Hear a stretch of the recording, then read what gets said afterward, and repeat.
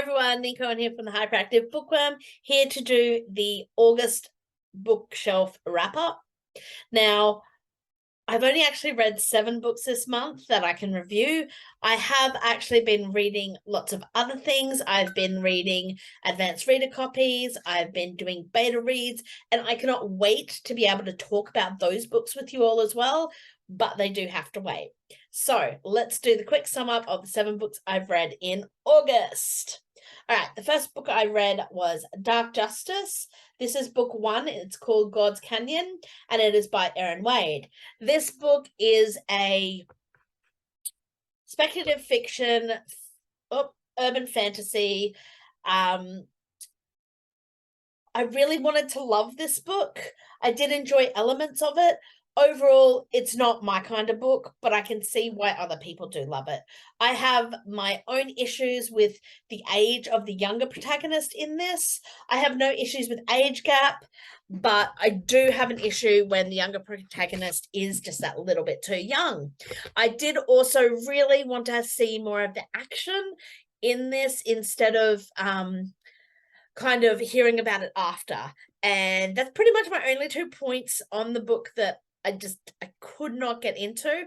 I did love the story. I did love the magical aspects within this story. It just wasn't the book for me, which is a bummer, but you know what? You can't love every book, and it did have its benefits, and I totally understand why some people loved and adored it. All right, the second book I read was my ultimate, oh my God, book. I've done a review of it, and oh, hello, puppy. Hi, hello. She just wants to be involved. All right, so I did do a book review of this, and I did actually go and get, for my birthday, I purchased myself a paperback copy of it, and it is not that book.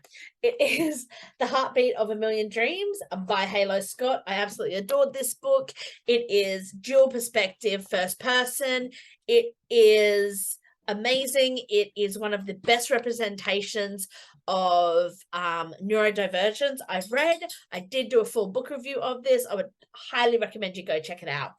The next book I listened to was by Melissa Braden, called What a Tangled Web, and it was amazing. It is the 3rd book in the Tangle Valley series, and it is by far my favorite, which I didn't think it was possible. I love seeing perspectives of the outsider and how they come through and work through it, and how they come to be okay with who they are. And to me, it was just an amazing book. All right, so the next book I read is John's Downright Ridiculous Shooting Case by AJ Sherwoods. Yep, there we go. Okay, this was really fun and quirky urban fantasy. It is about a world where psychics exist without question. They're registered, they work, they have all this paperwork for the government, and they often work with police or private clients. The main character of this is so fun and quirky, and I love all the other characters that interact with him. He's delightful. The book I didn't know going in, because I never know these things. That's the cat. I never know the cat and the dog. There we go. I never know these things going in because I just don't, but it is actually an MM, and there is a pretty intense sex scene in there, but hey, well written, brilliant. It is a slow burn, and it is so cute and quirky and delightful. And I do believe that there is like a, hello puppy. You just love being involved. Hey, there is a series of these books, and they are fun to read. Downright fun, quick, easy to read, but really awesome. All right, now the next book I've read, you want to see the pussycat? Yeah? Oh, is Up on the Roof by A.L. Brooks. Oh my God, stop it. By A.L. Brooks. It is fantastic. Another great representation of neurodiversity, different cultures, different experiences. I love it.